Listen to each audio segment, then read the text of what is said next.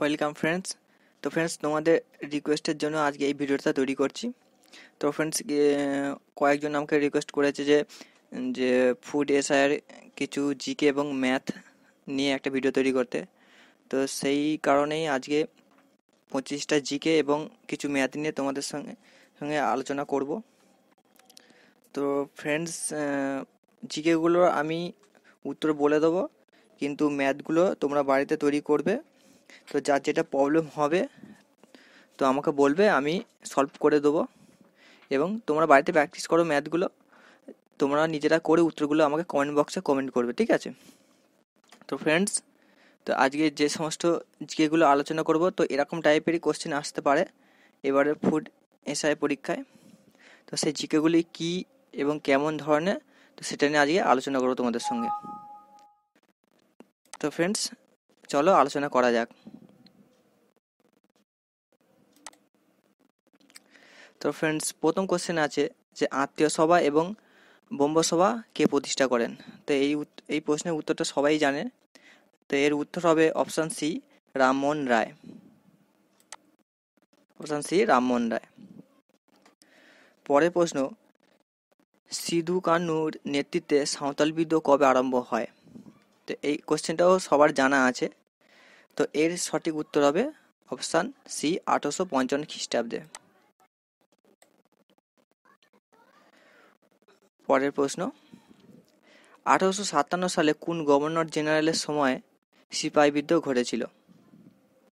1857 সালে কোন গভর্নর জেনারেলের সময় সিপাহী বিদ্রোহ ঘটেছিল? তো ফ্রেন্ডস, এর সঠিক উত্তর হবে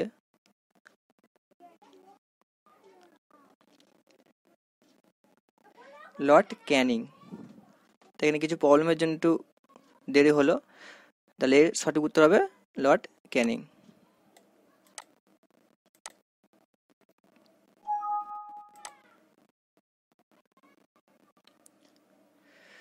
তো 4 নম্বর কোশ্চেন, যে সতীদাহ প্রথা কবে কার সময় নিষিদ্ধ হয়? তো এর সঠিক উত্তর হবে অপশান এ, 1829 উইলিয়াম বেন্টিং। এই প্রশ্নের উত্তর তো সবারই আশা করি জানা। পরের প্রশ্ন, বুদ্ধ ভগত, বিন্দাই, মাংকি, সুইমুডা এই নামগুলো কোন বিদ্রোহের সঙ্গে জড়িত? তো এইটার সঠিক উত্তর হবে অপশান বি, কোল বিদ্রোহ, মানে কোল।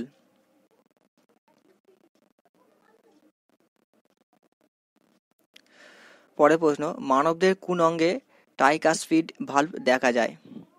মানবদের কোন অঙ্গে ট্রাইকাসপিড ভাল্ব দেখা যায়? তো 6 নম্বর প্রশ্নের সঠিক উত্তরটি হবে হৃৎপিণ্ডে, অপশান সি।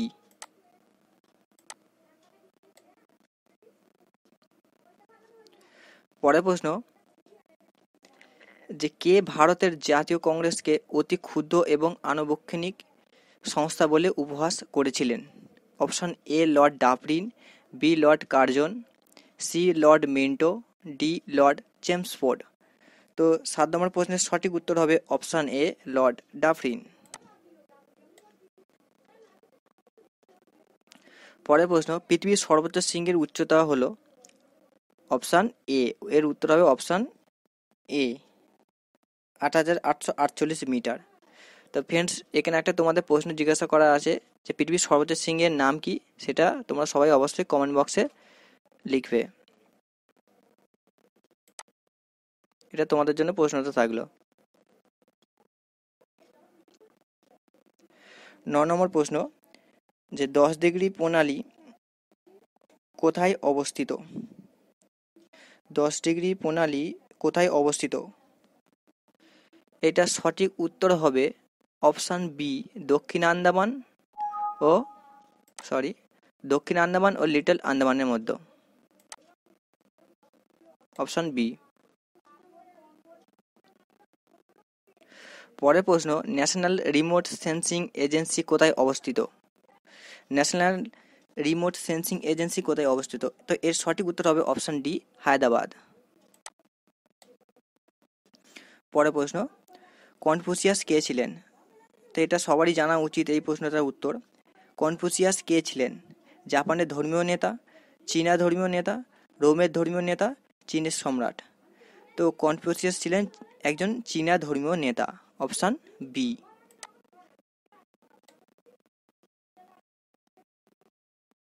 পরের প্রশ্ন, শশাঙ্কের রাজধানী কোথায় ছিল? তো ফ্রেন্ডস, এর সঠিক উত্তর আশা করি সবারই জানা। শশাঙ্কের রাজধানী ছিল কর্ণ সুবর্ণ।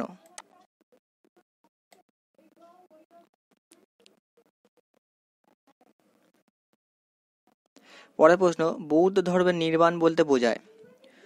বৌদ্ধ ধর্মে নির্বাণ বলতে বোঝায় পুনর্জন্ম, মৃত্যু, সততা, আত্মার মুক্তি। তো বৌদ্ধ ধর্মে নির্বাণ বলতে বোঝায় আত্মার মুক্তি, অর্থাৎ সঠিক উত্তর হবে ডি, আত্মার মুক্তি। পরের প্রশ্ন, প্রাচীন ভারতের নেপোলিয়ন কাকে বলা হতো? A Kanishka, B Samudragupta, C Harshavardhana, D Dharmapala. তো প্রাচীন ভারতের নেপোলিয়ন বলা হয় সমুদ্রগুপ্তকে, অপশন বি। পরের প্রশ্ন, কে শকাব্দের প্রচলন করেন? তো এর সঠিক উত্তর হবে কুষাণরাজ কনিষ্ক, অপশন সি। পরের প্রশ্ন, মৌর্য বংশের প্রতিষ্ঠাতা ছিলেন? A Chandragupta Maurya, B Bimbisara, C Bindusara, D Ashoka. তো এই 16 নম্বর প্রশ্নের সঠিক উত্তর হবে এ চন্দ্রগুপ্ত মৌর্য। পরের প্রশ্ন, ইলিয়াড ও ওডিসি কোন দেশের মহাকাব্য? ইলিয়াড ও ওডিসি কোন দেশের মহাকাব্য? এর সঠিক উত্তর হবে অপশন সি গ্রিস।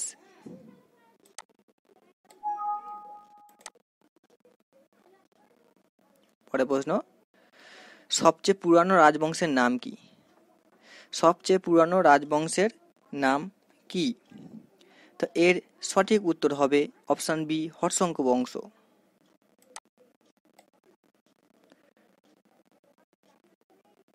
পরের প্রশ্ন, শিলাদিত্য উপাধি কে ধারণ করেছিলেন, বা শিলাদিত্য উপাধিটা কার ছিল? তো 20 নম্বর প্রশ্নের সঠিক উত্তর হবে অপশন ডি হর্ষবর্ধন।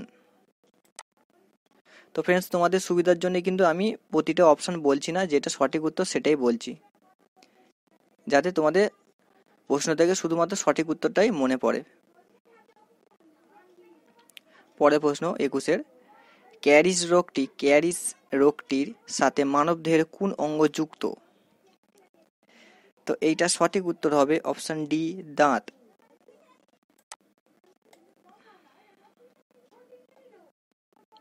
পরের প্রশ্ন, মানবদের ভারসাম্য রক্ষা করে কোন মস্তিষ্ক? গুরু মস্তিষ্ক, মধ্য মস্তিষ্ক, লঘু মস্তিষ্ক, সুষুম্নাকাণ্ড। তো এর সঠিক উত্তর হবে লঘু মস্তিষ্ক।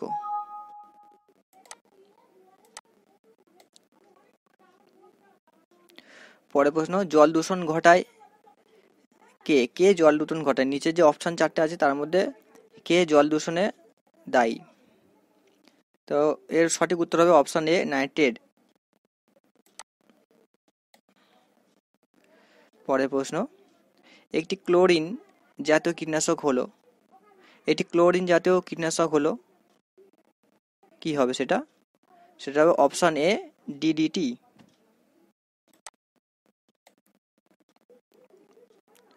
পরের প্রশ্ন,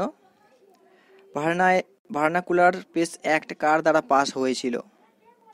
ভার্নাকুলার পেস অ্যাক্ট কার দ্বারা পাস হয়েছিল? এটার সঠিক উত্তর হবে লর্ড লিটন, অপশন সি।